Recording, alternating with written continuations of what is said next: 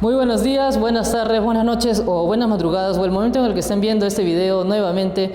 ¿Qué tal? ¿Cómo están? Espero que estén de lo mejor. Estamos hoy día nuevamente con el día un poco soleado, igual está haciendo frío, tomen sus precauciones. Bien, nuevamente con ustedes Álvaro Rubo Gutiérrez, psicólogo de profesión.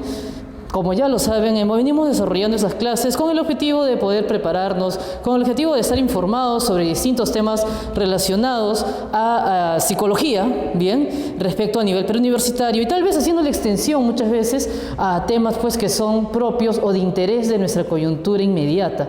Bien, entonces no podemos descartar definitivamente que en algún momento se tenga que tocar algunos temas ciertamente pues hasta el cierto punto, ojos a cierto punto, cuestionables, más que cuestionables, debatibles, bien, pero ojo con toda la intención de poder mejorar la perspectiva y el entendimiento del espectador. Cosa que no va a suceder el día de hoy, por suerte, ¿no? Cosa que no va a suceder el día de hoy. El día de hoy el punto es trabajar o continuar con esta serie de clases o esta serie de procesos que estamos trabajando respecto al funcionamiento cognitivo, a aquellos procesos que nos permiten conocer e interpretar la realidad. Y sobre esta última palabra, interpretar, es que corresponde el procesamiento o el proceso que vamos a trabajar el día de hoy. Como recordamos en la última clase, conversamos sobre un poco sobre la sensación, la capacidad que tiene el cuerpo para captar el organismo, no el organismo, mejor dicho, el organismo y los órganos de los sentidos para captar información y registrarla en el cerebro, ¿de acuerdo? Y también de la atención para poder filtrar y decir, esta información es importante y deberá ser procesada y esta información definitivamente no lo es. Por lo tanto, será olvidada, será descartada. Bien, entonces el día de hoy es la continuación de ese largo proceso que nosotros conoceremos como el tema de percepción. Si venimos por acá, entonces podemos observar prácticamente este gran talón. Profe, ¿por qué lo he hecho tan grande? Definitivamente porque una definición es lo que va a delimitar muy bien el marco conceptual de un tema. Bien, entonces definitivamente si es que nosotros vamos a diferentes referencias o a diferentes libros o a diferentes boletines o a diferentes CEPRES, vamos a encontrar una y otra definición sobre este tema desde diversos enfoques. Bien, veremos que tal vez los biólogos tienen una perspectiva diferente de la percepción como tal. Los psicólogos tenemos una visión o una perspectiva diferente al mismo tiempo.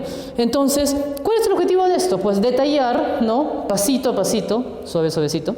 Bien, ¿cuáles son aquellos puntos importantes que debemos comprender para ir poco a poco desenvolviendo o desenrollando el tema? Para empezar, siempre empezar con la definición, ¿de acuerdo? Como les comentaba, mencionábamos, a diferencia de la percepción, por ejemplo, que la sensación es un proceso más psicofisiológico o fisiopsicológico, más enfocado en la anatomía, en el funcionamiento de los órganos, ¿bien? No veíamos mucho los procesos cognitivos como tal, no veíamos la psicología, no veíamos procesos como ideas, no veíamos procesos como interpretación de los sucesos, ¿de acuerdo? Solamente veíamos cómo el cuerpo y sus órganos hacían posible que la información ingresara al cuerpo. Sin embargo, acá al hablar de percepción vamos a ver qué cosa. Por ejemplo, que ya hablamos de un proceso psicológico propiamente dicho. Bien, y al hablar de un proceso psicológico propiamente dicho, vamos a referirnos a que hay definitivamente funciones, ¿de acuerdo? Funciones que van a involucrar, ¿qué cosa? El funcionamiento de la información, el procesamiento de la información, cosa que no sucedía con procesos muy elementales como lo son la sensación y el proceso filtro como la atención.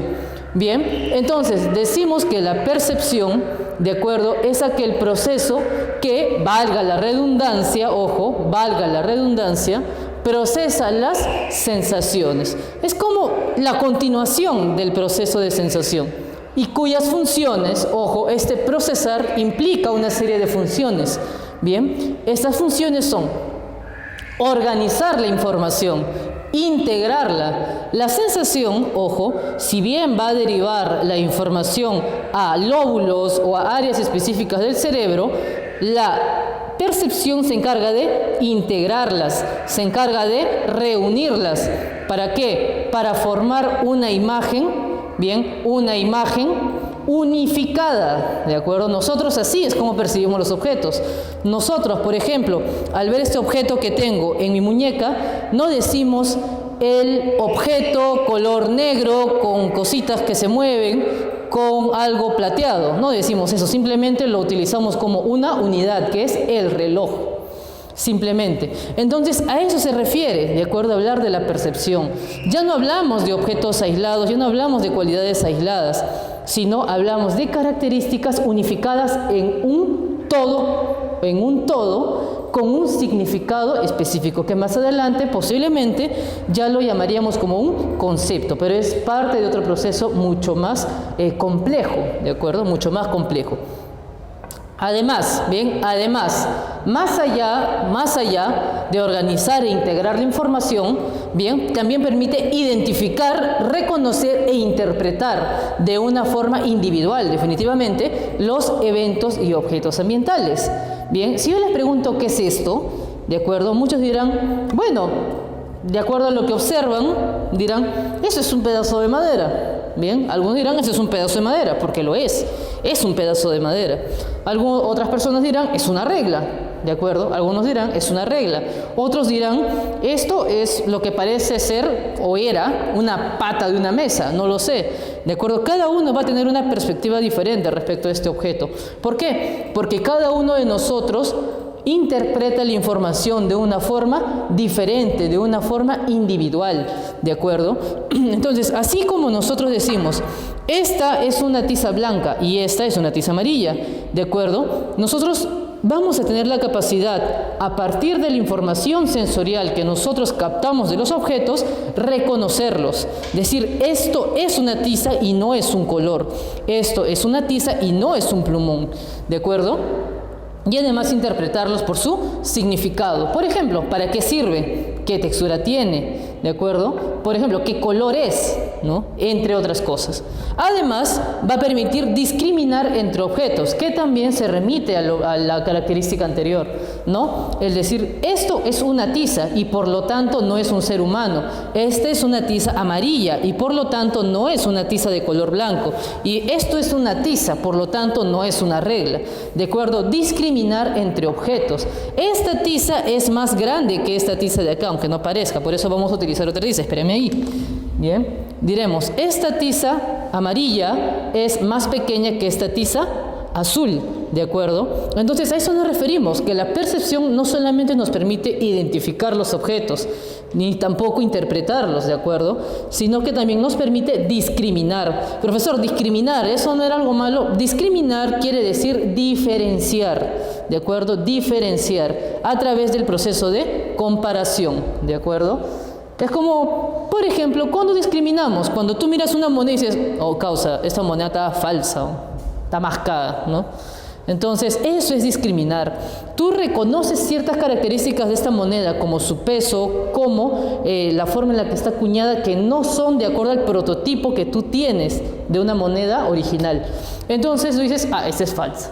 Porque estás discriminando entre las características propias del objeto y lo que tienes en la realidad. Y además dan significado a todo aquello percibido por los sentidos, ¿de acuerdo? ¿Y esto cómo lo encontramos o esto cómo lo podemos observar? Sencillo, una persona viene y te da la mano. Bien, ahí está el evento. ¿Tú cómo entiendes eso?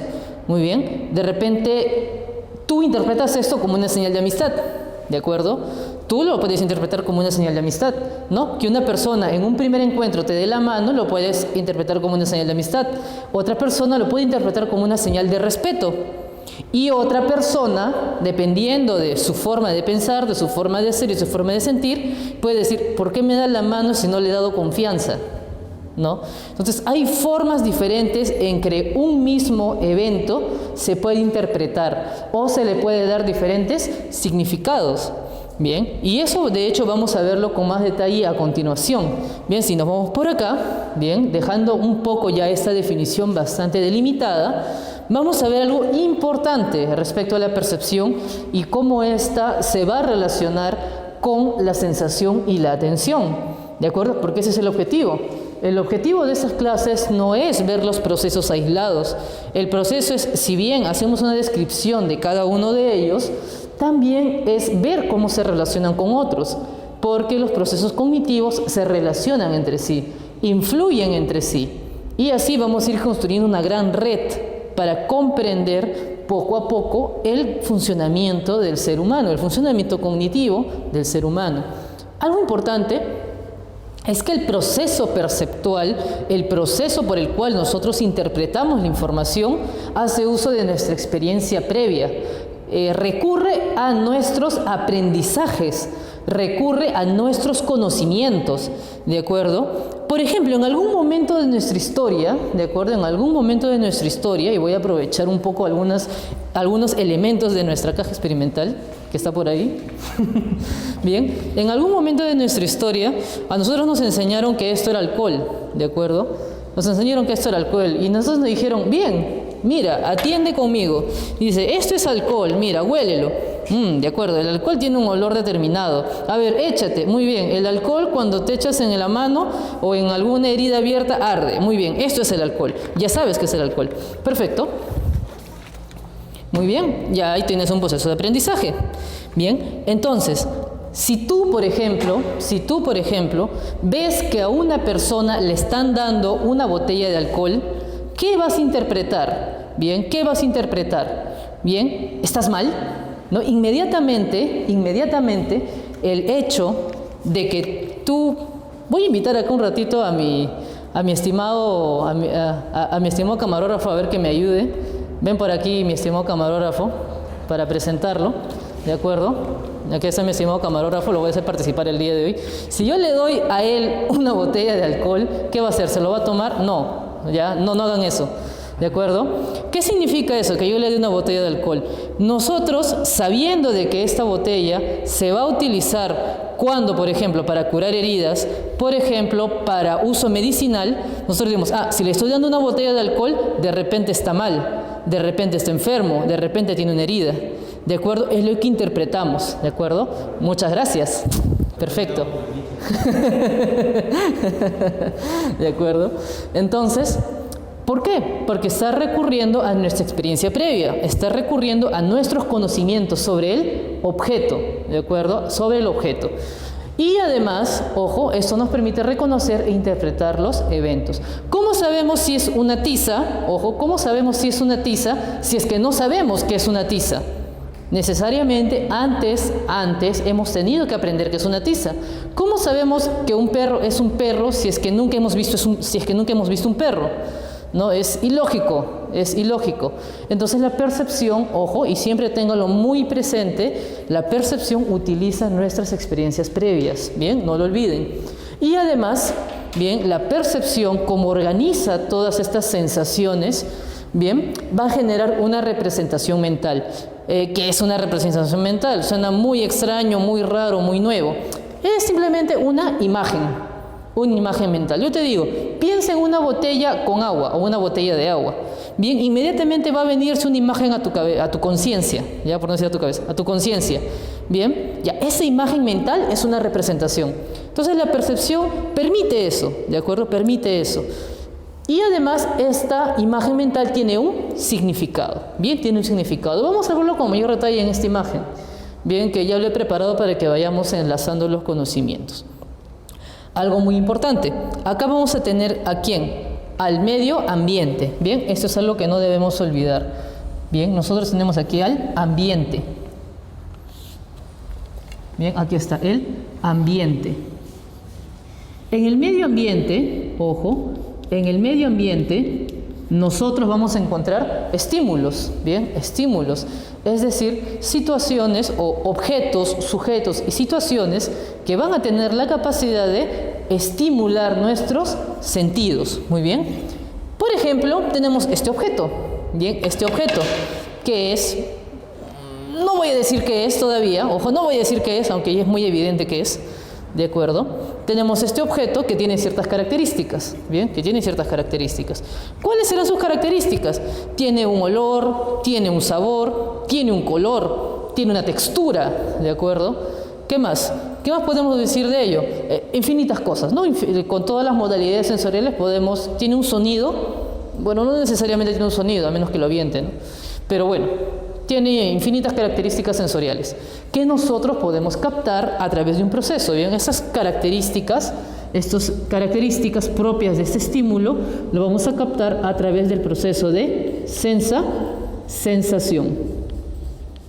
Muy bien, esto ya lo hemos visto la semana pasada. Bien, la sensación nos permite captar la información del objeto y permitir que éste ingrese ¿a dónde? Al sistema nervioso, ¿no? Al sistema nervioso. Aquí pondremos, ojo, aquí pondremos el sistema nervioso y en específico el cerebro, ¿no? El cerebro. Ojo, que no hay que olvidar que el procesamiento de la información se va a dar en las áreas sensoriales. Y, ojo, en el caso de la percepción, que es el proceso que estamos trabajando, se va a dar en el área integrativa sensorial, ¿bien? O lo que se conoce como el nombre más complicado, área de asociación parieto-occipito-temporal.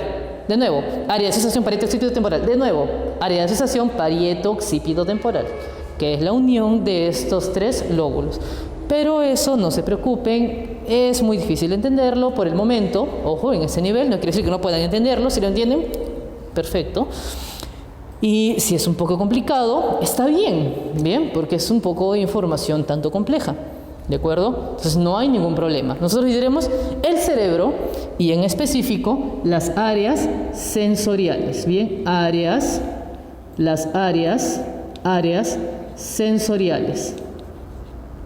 Bien, que nosotros ya hemos visto cuáles son, ¿no? El parietal, por ejemplo, para el gusto y el tacto. El occipital, por ejemplo, para la vista, muy bien. Y también, por ejemplo, el lóbulo temporal para la audición, y por ahí un poco el temporal y el frontal, ¿no? En ese límite para la olfacción, ¿no? El rinencéfalo. Perfecto. ¿Qué más?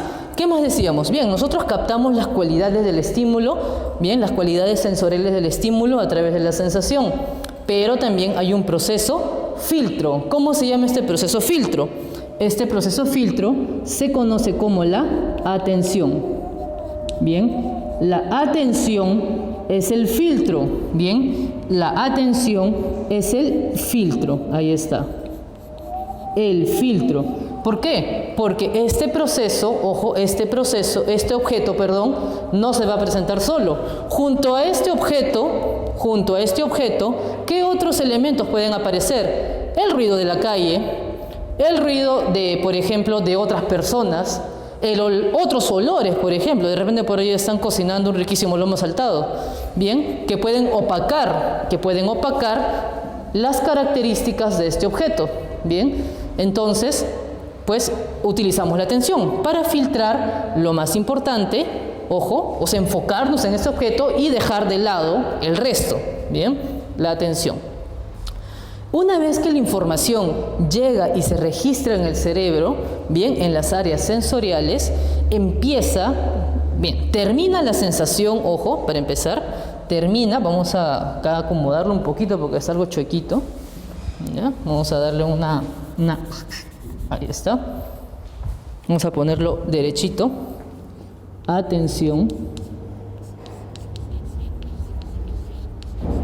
ahí está, atención, que es el filtro de información, no lo olviden, por favor. Y la sensación es quien capta información, capta info, ¿de acuerdo? Bien, una vez que termina la sensación, al registrar la información en el cerebro, empieza a procesarla. Y una vez que la procesa, estamos hablando del proceso perceptual, ¿de acuerdo? El proceso perceptual. Y si nos enfocamos en esta parte de acá, ¿de acuerdo? Podemos ver de que esta persona, bien, a raíz de los estímulos, a raíz de la información sensorial que recibe de este objeto, va a poder, ¿de acuerdo? Va a poder desarrollar una imagen mental, ¿bien? Y esta imagen mental que tenemos por acá, ¿bien? Va a ser o va a representar al objeto del ambiente. Esta imagen mental es la representación mental, ¿bien? Y al mismo tiempo le va a dar un significado. Y ese significado va a estar mediatizado a través del lenguaje. Entonces, él dirá, ¿cómo se llama esto? Ah, eso es una manzana. Entonces, va a hacer uso del lenguaje para darle un significado a esto que él está captando sensorialmente. Entonces, ¿cómo se le llama a este conjunto, ¿no? La imagen mental más su significado. A ese conjunto se le conoce como, bien, por acá, se le conoce como el famoso percepto. El percepto, ¿de acuerdo? Y acá algo muy importante, que lo voy a poner como un asterisco, bien, lo voy a poner como un asterisco, y que ustedes que están viendo esto jamás deben olvidar. Bien, este proceso, o estos procesos, bien, estos procesos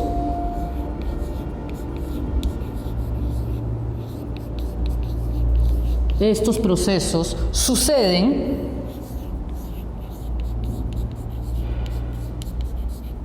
en presencia, importante, en presencia del objeto. En presencia del objeto. ¿De acuerdo? Y esto es muy importante. Bien, el objeto tiene que estar presente para ser interpretado. Si por ejemplo, yo te digo, bien, si por ejemplo, yo te digo, piensa en una manzana, ¿el objeto está presente? No. Si no está presente, ¿estamos hablando de percepción? No. Estamos hablando de otro proceso. Y ese proceso implicaría el pensamiento y la memoria, ¿de acuerdo? No estamos hablando de percepción. Por eso esto es muy importante, ¿de acuerdo? Es muy importante saber, para no confundirnos, que en la percepción, tanto como en la sensación, bien, el objeto tiene que estar presente, existir y estar presente. ¿De acuerdo? Para eso era este espacio, ¿no? Un poco chuequín, pero la información es lo importante. ¿De acuerdo? Para no confundirlo con otros procesos que vamos a ver más adelante. Y bueno, hasta acá enlazamos, ¿no? Enlazamos los tres procesos. Sensación, captamos información. Atención, filtramos la información. Y percepción, bien, interpretamos el objeto y le damos un significado. Ahora sí, vamos a empezar con una sección nueva, que también está relacionada a la percepción y que en definitiva, ojo, para los chicos y chicas que deseen postular a la Universidad Nacional Mayor de San Marcos, ha venido este tema en el examen, bueno, uno en el simulacro, ojo, una vez vino en el simulacro, y en los últimos dos exámenes, 2020-1 y 2019-2, ¿de acuerdo? Vinieron como preguntas, y eso lo hace quizás un tanto más, pues, ¿cómo decirlo? Urgente, bien, urgente. Porque la verdad es que ninguno de nosotros, incluyéndome como orientador, como docente, nos esperábamos que ese tema venga, ¿de acuerdo? Porque no es un tema recurrente en los exámenes de admisión, no solía venir. Sin embargo, en estos últimos exámenes, así como se le ha dado peso al tema de atención, que no venía tampoco, también se le dio peso a este tema, que es percepción, y en específico a este tema, los principios perceptuales, ¿bien? Entonces hay que tener mucho cuidado, por eso vamos acá a dar la información más detallada, pero al mismo tiempo más precisa posible, sobre cada uno de ellos, o de ellas, ¿no? ¿Por qué digo ellas? Ahorita van a ver. Bien, ¿qué es un principio perceptual? Un principio perceptual son leyes que permiten organizar la información captada por los sentidos, ¿de acuerdo? Recordemos que la percepción permite organizar la información primero, representarla, interpretarla, ¿bien? Y discriminar entre objetos, ¿no? Nunca olvidemos eso, ¿de acuerdo? Nunca olvidemos eso. Bien, pero estos principios perceptuales permiten organizar la información. Bien, permiten organizarla, ordenarla, ¿de acuerdo? Ordenarla, darle un sentido coherente. Bien, y además, dato importante, esto vino en examen de admisión, aunque ustedes no lo crean, de Ripley, ¿no? Aunque ustedes no lo crean, de Robert Ripley, ¿de acuerdo? Esto vino en un examen de admisión, por allá pues en el año 2013, hace ya pues bastante tiempo, a decir verdad. ¿Cuál es la escuela psicológica o la perspectiva psicológica que estudia los principios de la percepción? ¿Quién fue? La escuela Gestalt. La escuela Gestalt se desarrolló por allá a finales del siglo XIX, así es, a fines del siglo XIX, sin equivocarme, ¿de acuerdo? Y fue una contraposición al estructuralismo, ¿de acuerdo?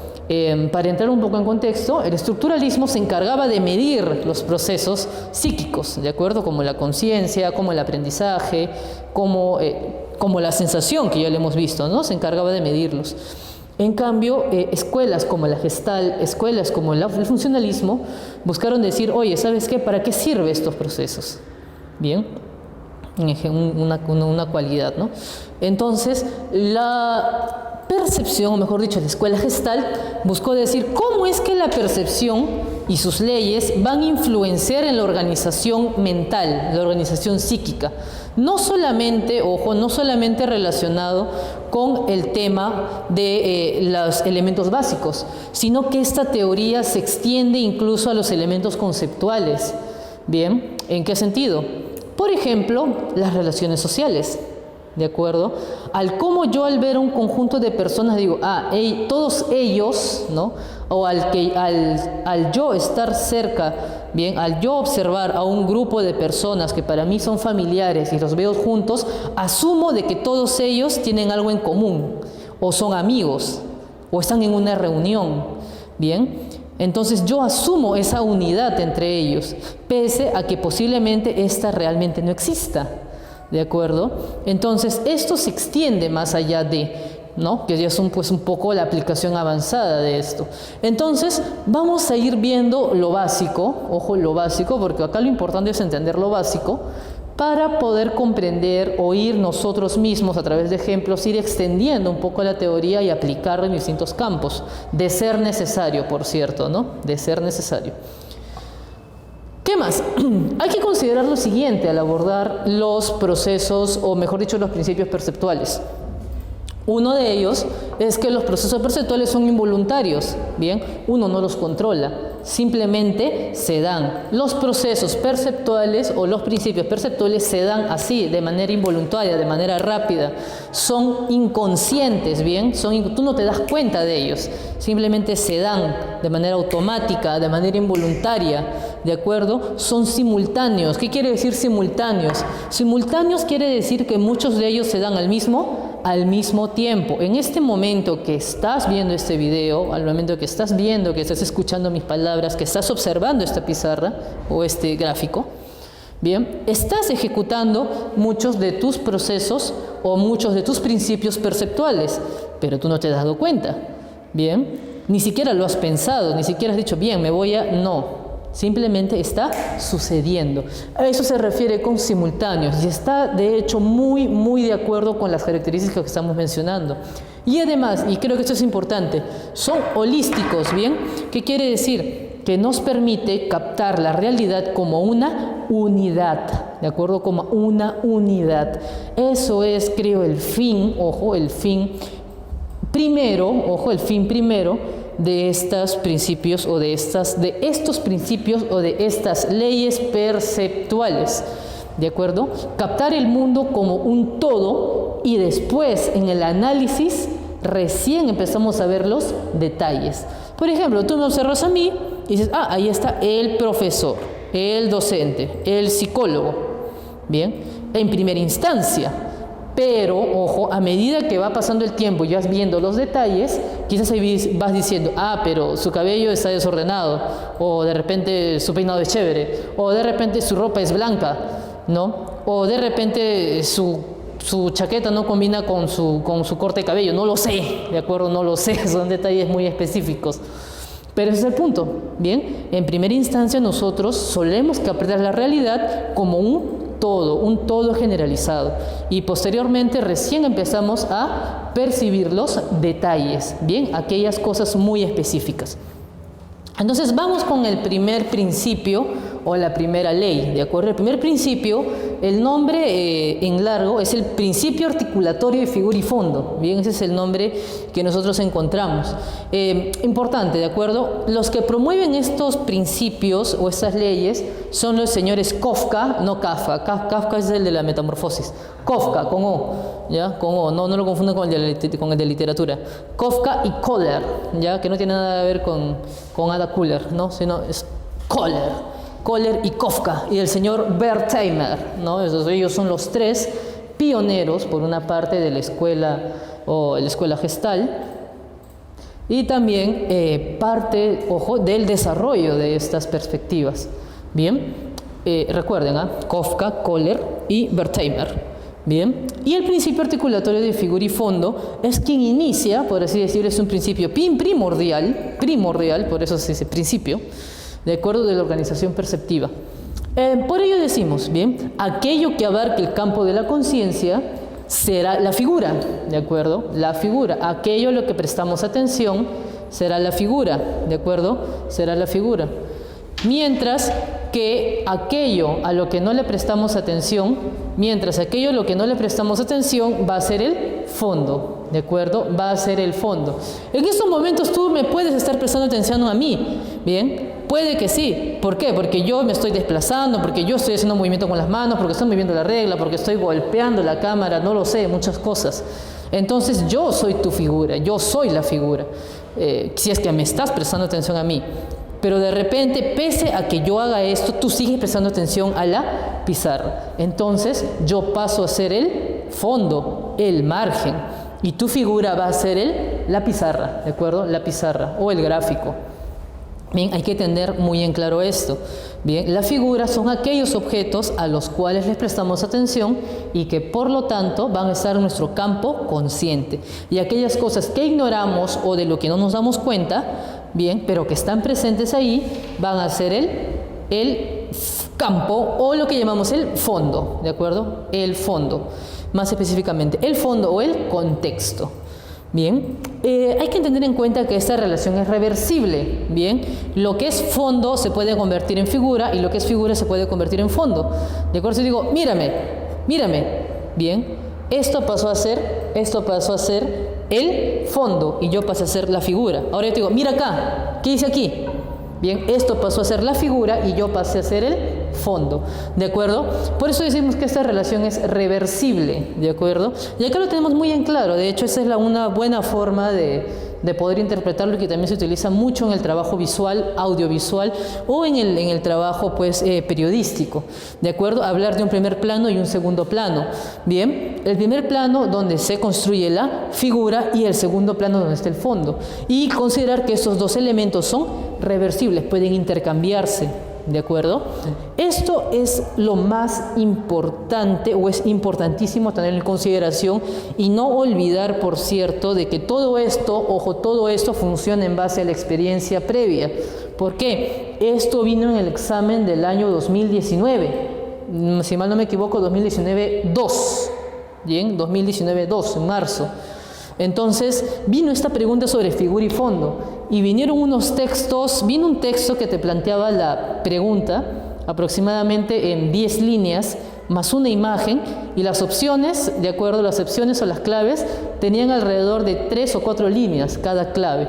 Entonces la gente estaba como que, ¿cómo respondo esto? ¿No? ¿Cómo respondo esto? ¿Me bloqueo o no lo respondo? ¿No? Entonces prácticamente lo que te pedía esta pregunta es que tú relaciones. La percepción actúa con experiencia previa, punto a favor.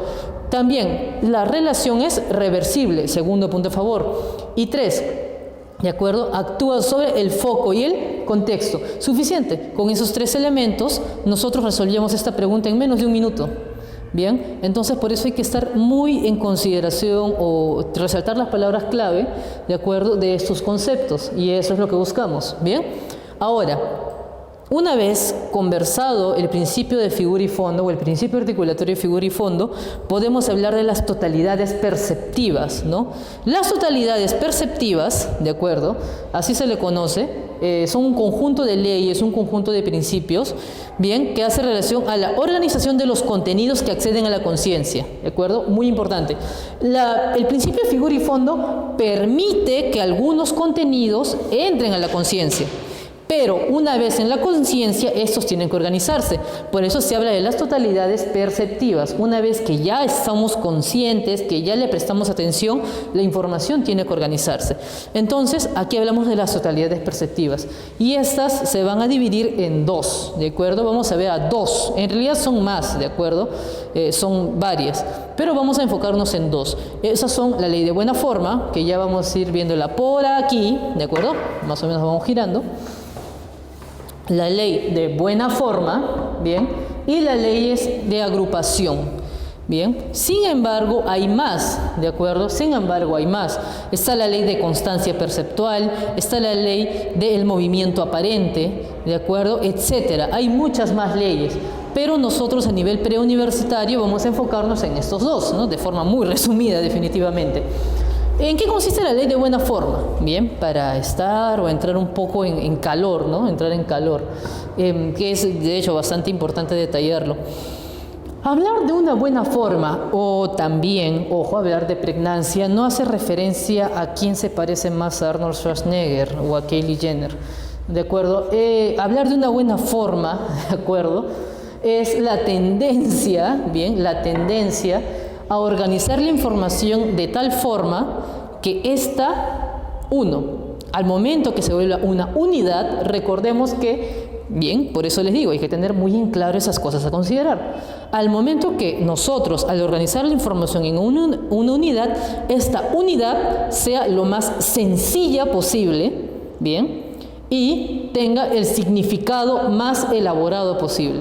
Es lo que busca, de hecho, esta ley, o el cerebro procesa la información de esa forma. El cerebro humano busca primero, ojo, captar lo general. El cerebro humano busca darle sentido a todo lo que observa, a todo lo que ve, a todo lo que percibe, lo que huele, lo que saborea, etc. Busca siempre describirlo de alguna forma. Cuando tú saboreas algo nuevo, un sabor desconocido, tú dices, ñam, ñam, ñam, ñam. Este sabor nunca lo he probado, pero parece a fresa, parece a fresa. ¿Ves cómo tu cerebro busca, o mejor dicho, tu conciencia busca darles un significado a aquello nuevo, para lo cual no tiene explicación? Bien, y esa es una tendencia de buena forma. Bien, entonces, algo que nosotros, como les reitero, tenemos que tener muy en consideración es que la ley de buena forma busca organizar la información de tal forma que sea lo más sencilla, o sea, lo más entendible posible y con el mayor significado. Bien, con mayor significado. El cerebro tiende a poder organizar la información intensificando o maximizando los efectos homogenizadores y disminuyendo los efectos distorsionadores. Profesor, ya me estoy mareando. Muy bien, te pongo un ejemplo bien bonito. ¿Alguna vez ustedes han jugado a darle forma a las nubes? Profesor, ¿eso cómo se relaciona con la ley de buena forma? Precisamente eso, esa es la ley de buena forma. Tú ves una nube tiene 1001 formas, ¿no? O sea, no tiene una forma específica. Pero tú vas a ver cómo tu cerebro busca, ¿de acuerdo? Busca darle una forma específica. Y dices, eso se parece a un perro, o eso se parece a mi ex, no lo sé, ¿de acuerdo? Entonces, ves cómo de esta aparente, digamos, de esta masa amorfa, que es una nube, tú puedes o buscas darle un significado, buscas darle una forma específica y darle un nombre. Esa es una ley de buena forma. Profe, lo mismo me pasa cuando veo las mayólicas, ¿no? Cuando veo las mayólicas o los grabados de las mayólicas a veces en distintos lugares, en la cocina, en el baño, en donde sea, me gusta encontrarle formas a las cosas. Esa es la ley de buena forma. Incluso cuando nosotros encontramos una situación que no comprendemos, buscamos darle una explicación. Bien, por eso les decía que estas leyes van a aplicar más allá de lo visual, van a aplicar más allá de lo plenamente sensorial, sino que van mucho más allá, incluso a estructurar el pensamiento. Si, por ejemplo, tú un día estás yendo tranquilo, tranquila, y por casualidades de la vida ves a tu enamorado o a tu enamorada caminando con tu mejor amigo y tu mejor amiga y no entiendes la situación, ¿qué posibles explicaciones vas a buscar en ese instante, ¿de acuerdo? Para explicar esa situación. Bien, posiblemente, ¿qué hacen ustedes juntos? Y ahí empiezan los pensamientos automáticos. Porque esos pensamientos automáticos, bien, esos pensamientos automáticos, de repente me están engañando. De repente, no lo sé, de repente hay algo de lo que no me he enterado. De repente ya me sacaron la vuelta. De repente, no sé, etcétera cosas, se relacionan, se relacionan con tus experiencias previas. ¿Estamos haciendo uso de la percepción? Sí, estamos haciendo uso de la percepción, porque se relaciona con tus experiencias previas, con tus expectativas, con tus conocimientos, ¿de acuerdo? Y dos, quieres buscar el sentido, ¿de acuerdo? No te explicas por qué ellos están juntos. Entonces aparecen esos pensamientos de forma automática, inevitable, ¿de acuerdo? Inevitable. Entonces ahí vemos esa buena forma. Bien, busca aquellas cosas más sencillas, bien, o sea, lo más rápido que piensas y además con un significado mayor. Claro que luego posiblemente te digan, no, es que en realidad estamos planeando algo porque se va a acercar nuestro aniversario o su aniversario y queremos regalarte algo grandioso, ¿no? Qué trucazo, ¿no? O posiblemente, de repente sea verdad, no lo sabemos, ¿no? Y además el cerebro tiende a captar primero lo general o lo global, ojo, por eso decimos que hay una tendencia holística, ¿no? Hay una tendencia holística, por eso le dije considerar lo holístico, capta primero lo general y luego recién los detalles. Nosotros captamos la situación global, interpretamos lo global, ¿bien? ¿Y lo global qué es? Yo los vi juntos. Y si los vi juntos, eso quiere decir que ustedes estaban saliendo juntos. ¿Ves? Lo global. Y recién cuando dicen, ya, explíquenme qué pasó. Ya, ahí van los detalles, ¿de acuerdo? Entonces, ahí más o menos estamos viendo en una situación que no necesariamente implica imágenes, no necesariamente implica cosas tan básicas como esta regla, ¿de acuerdo? Donde se aplican los principios perceptuales, ¿de acuerdo? Que es parte de la psicología y es parte del renacimiento de la Gestalt, evidentemente, ¿no? Que se da, pues, no solamente en esta etapa, que es fines del siglo XIX, sino que la Gestalt tiene un renacimiento, medio siglo después, aproximadamente en el año de 1930, 1940. Tiene un renacimiento, ¿de acuerdo? Pero bueno, eso es cosas de historia. También tenemos las leyes de agrupación. Bien, y son las tendencias a agrupar objetos bajo ciertos criterios, ¿no? Y también, ojo, esta agrupación nos permite verlos como unidades. Por ejemplo, tenemos la ley de cierre o completamiento.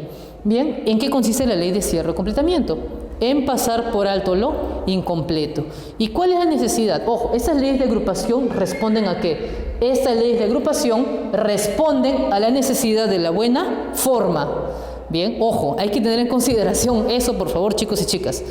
Esta ley de agrupación responde a la necesidad de la buena forma. Y recordemos que esta buena forma se ejecuta producto de la figura y fondo. Bien, profe, qué complicado es su curso, sí lo sé.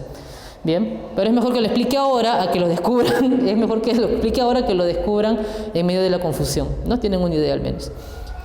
Entonces, lo que nosotros buscamos, ¿de acuerdo? Lo que nosotros buscamos es ver las cosas completas. Nosotros no nos gusta ver las cosas incompletas. Bien, podrán verlo en diferentes situaciones. Entonces, nosotros al ver algo como este objeto que está acá, de acuerdo, decimos, ¿qué es esto? Bueno, profesor, eso es un cuadrado. Bien, es un cuadrado. ¿Está seguro que es un cuadrado? Sí, es un cuadrado. Bueno, no, es que es un cuadrado, pues, ¿no? Bien, ¿cuál es la definición de un cuadrado?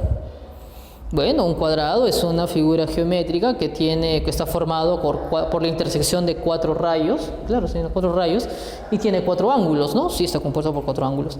Bien, ¿cuántos rayos ves acá? Yo no veo 4 rayos, yo veo más, porque curiosamente este objeto no tiene 4 ángulos, tiene 3 ángulos. Esta esquina no está cerrada, esta esquina está abierta. ¿De acuerdo? No se completa el cuarto ángulo, por lo tanto, este no es un cuadrado, para empezar. Segundo, no hay 4 rayos, mira, acá está segmentado, entonces sería 1, 2, 3, 4, 5, 6, 7, 8 aproximadamente. Entonces, no hay lados colineales, bien, entonces centramos eso en la definición de cuadrado. Pero, ¿qué hicimos nosotros? Oh, esto se parece a un cuadrado, entonces voy a asumir que es un cuadrado.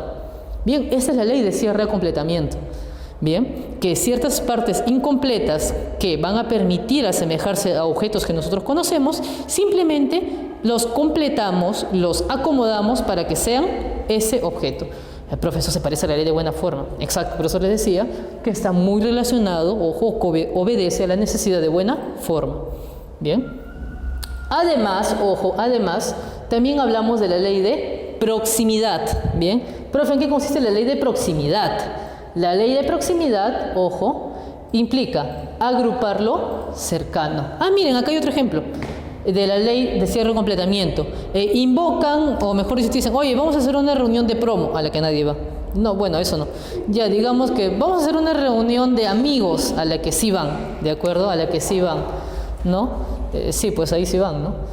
Entonces dicen, bueno, invitan a 10 personas, ¿de acuerdo? Invitan a 10 personas donde estás incluido tú, o incluida tú, ¿de acuerdo? Entonces, van 5 personas y ves un video en WhatsApp o en Instagram o en TikTok donde le están pasando de lo mejor. Y tú dices, oye, ¿por qué? Espero que ustedes están disfrutando todos ahí, todos los amigos estén reunidos y yo no. Entonces, ¿qué es lo que has hecho?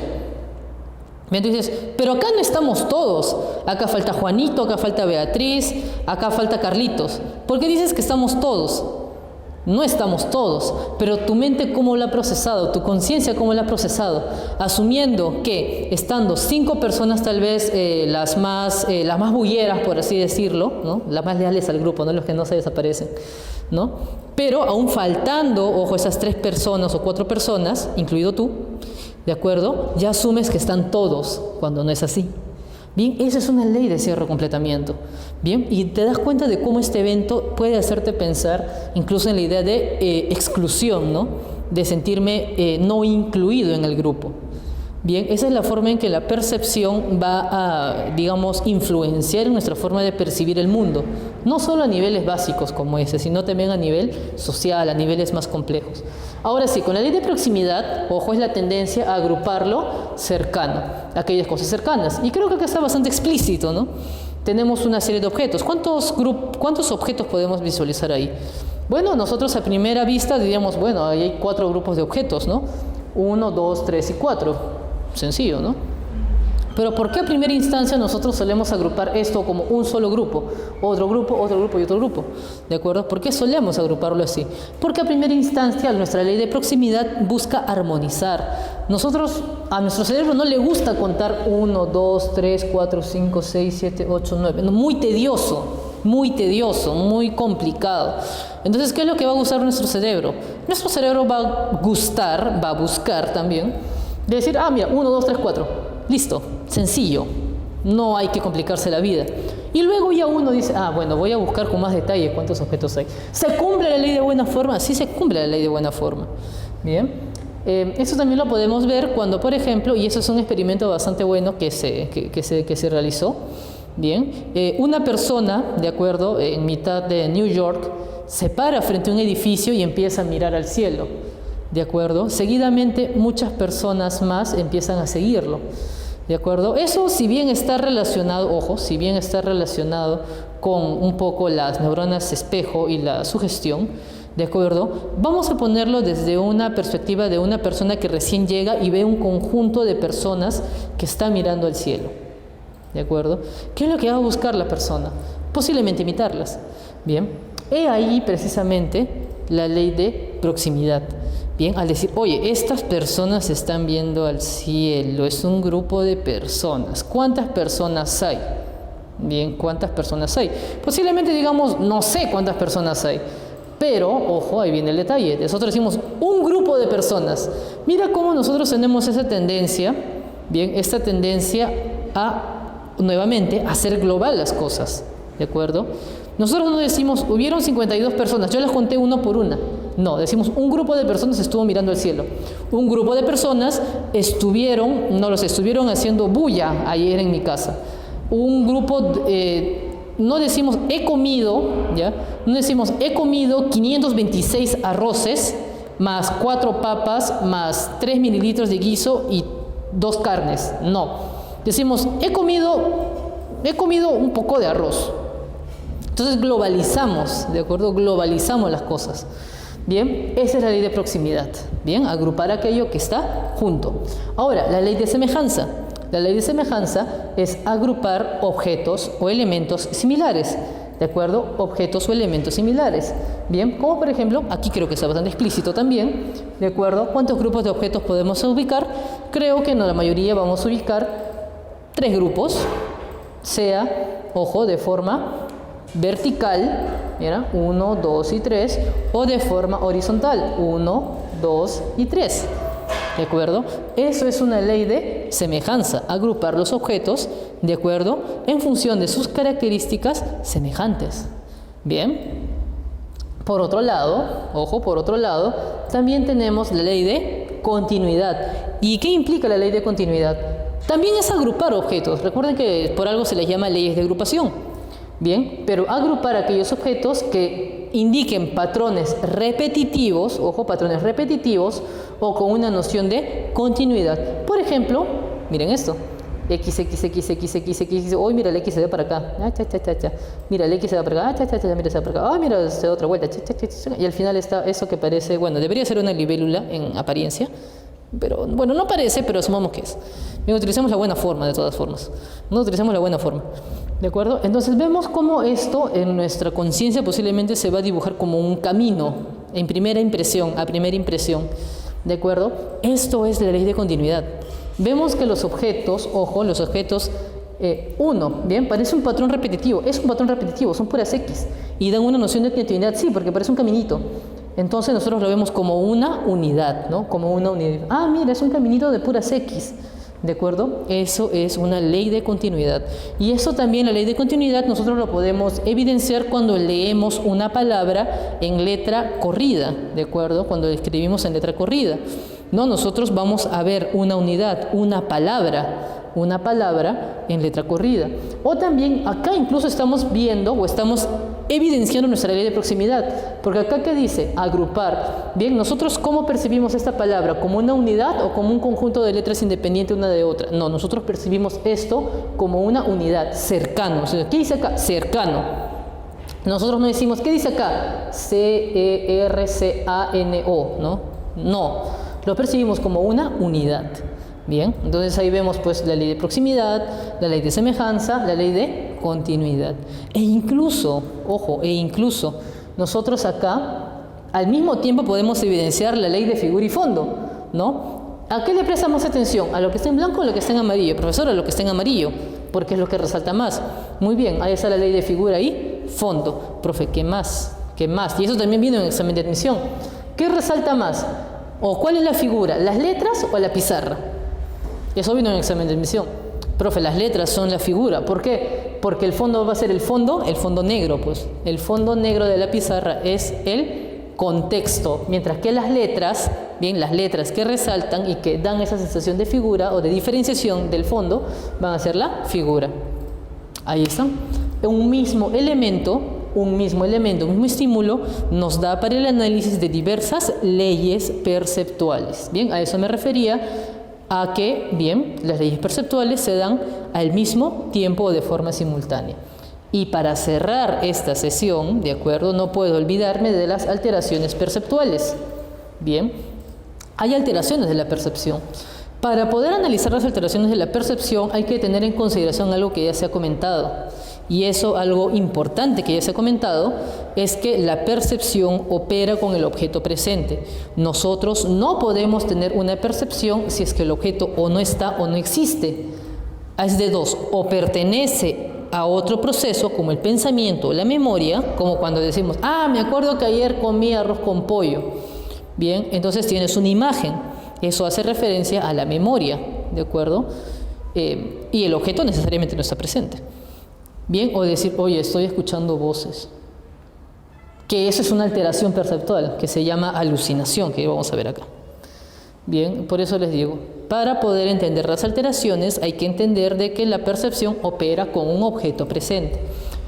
Profe, ¿qué es la ilusión? Yo siempre he escuchado que hablan de la ilusión, que te has ilusionado con tal chico, con tal chica, etc.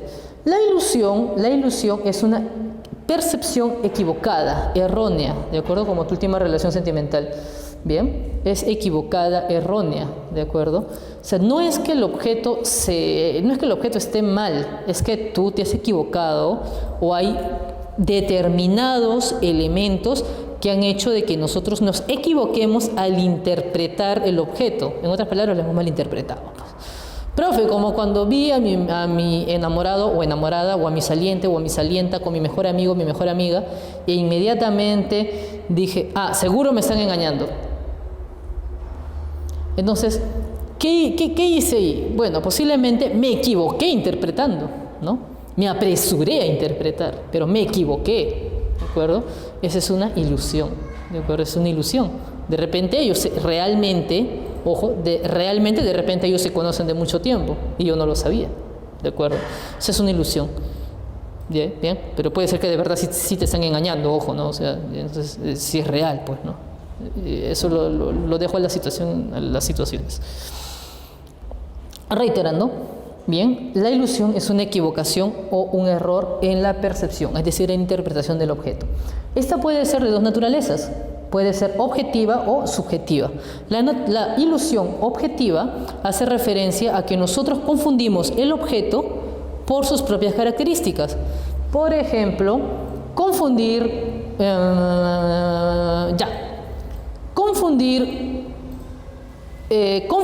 una luz, ¿de acuerdo?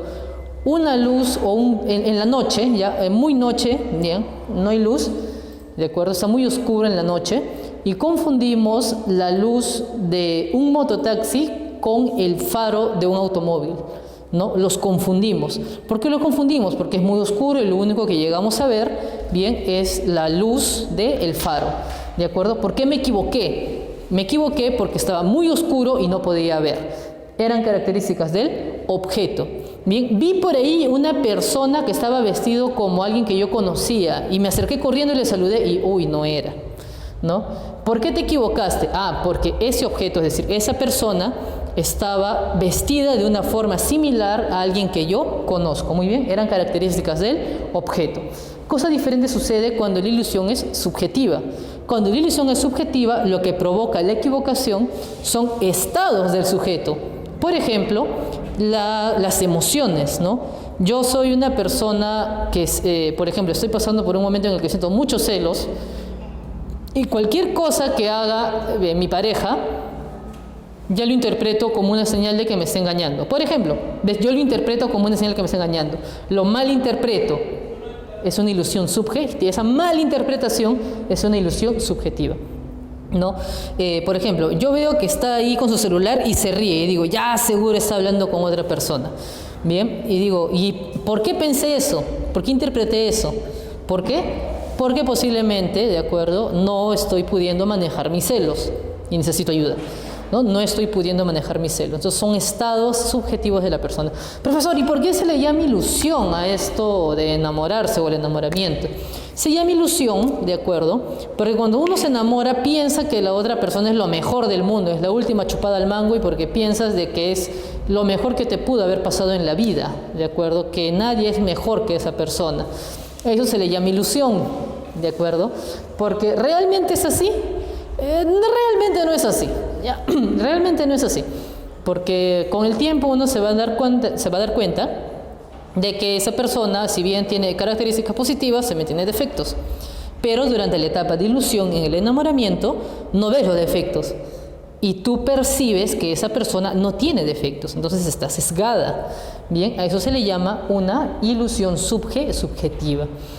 ¿Por qué también se puede causar una ilusión subjetiva? Por ejemplo, cuando uno no descansa, bien, cuando uno está muy hambriento y no responde bien, o sea, sus procesos cognitivos, su cuerpo no responde bien ante los estímulos, puede confundir los objetos. Oye, pásame el lapicero y me equivoco, ¿no? a la señal, ¿no? Porque estoy cansado, porque estoy distraído, me equivoco y le alcanzo el portaminas, ¿no? Y, oye, pero he dicho que me alcances el lapicero. Perdón, me equivoqué, lo vi mal. Bien. Una ilusión subjetiva. Me equivoqué al percibir el objeto porque estos se parecen mucho. Ojo, se parecen mucho, pero ¿por qué los equivoqué? Me equivoqué porque yo estoy cansado, porque estoy fatigado. Bien, es una ilusión subjetiva. ¿Qué sucede? Porque el sujeto está cansado. Bien, así como hay una ilusión, hablamos de las alucinaciones. Y la palabra clave para las alucinaciones son las falsas percepciones.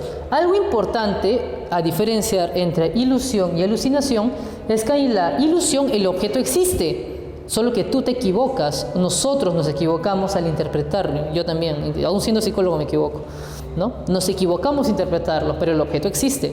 En la alucinación el objeto no existe. Tú dices, oye, escucho voces que me hablan, y tú estás solo o sola, como ahora en este momento estoy solo acá y empiezo a escuchar una voz que me habla por ahí. Bien, no hay un objeto para ser interpretado. Bien, eso es una alucinación. Ojo, no confundirlo con el habla interna. Todos tenemos un habla interna, ¿de acuerdo? Un habla interna que nos dice, que solemos expresar para poder, no sé, procesar algunas ideas, etc. Las alucinaciones auditivas, de acuerdo, generalmente son elementos externos. Tú escuchas realmente, no realmente, crees escuchar una voz que viene del exterior y que te está hablando. Esa es una alucinación auditiva. También hay alucinaciones corporales. Bien, una persona que siente que se le está quemando el brazo. Una persona que siente que ya no tiene brazo, que el brazo se le ha caído. Bien, cuando en realidad la persona tiene su brazo normal. Esa es una alucinación táctil, una alucinación corporal, ¿de acuerdo? Entonces, nuevamente, ilusión, objeto existe, se puede percibir, pero lo confundimos. Alucinación, falsa percepción, el objeto no existe. Sin embargo, nuestro cerebro hace de que nosotros creamos de que hay algo que debería ser percibido. Precisamente la alucinación es un indicador de una alteración psíquica o fisiológica. Bien, por eso nosotros veremos que en personas, por ejemplo, adultos mayores, con demencia senil, con demencia por Alzheimer, y eso me pasó con un paciente. Por ejemplo, el paciente, yo entraba a su habitación de hospital y él me decía, oye, estoy viendo un perro ahí. No, yo le decía, señor, ¿hay un perro ahí? Sí, el perro está ahí, en la pata de mi cama. Señor, no hay ningún perro. Pero lo estoy viendo ahí, está el perro, ¿no? Entonces ese señor estaba alucinando. ¿Pero por qué estaba alucinando? El señor estaba alucinando porque había tenido múltiples infartos cerebrales, ¿no? Entonces había un daño orgánico que no dejaba que sus procesos cognitivos funcionaran de la forma adecuada. O también puede ser una alucinación por alguna falla psíquica, ¿no? Alguna falla psíquica. Pero por lo general está muy relacionado a la falla o del desajuste de tipo orgánico. Muy bien, entonces con estos detalles, de acuerdo, con estos detalles podemos dar por finalizada. Sé que ha sido un poco larga la clase del día de hoy, sobre todo por los detalles, de acuerdo, pero de todas formas espero que haya sido totalmente útil, sobre todo los detalles, ¿no? Y ha sido bastante útil para la comprensión del tema, si bien pues a veces suele ser un poco amplio. Bien, sé que todo es útil si lo vemos con bastante detalle. Y como ya saben, pueden tenerlo siempre de referencia para cualquier momento en que desean repasarlo. Conmigo será hasta una próxima oportunidad. Sabes que siempre cuentan conmigo y pues ha sido un susto y un espanto, un gusto y un encanto. Y nos vemos en la próxima oportunidad. Hasta pronto.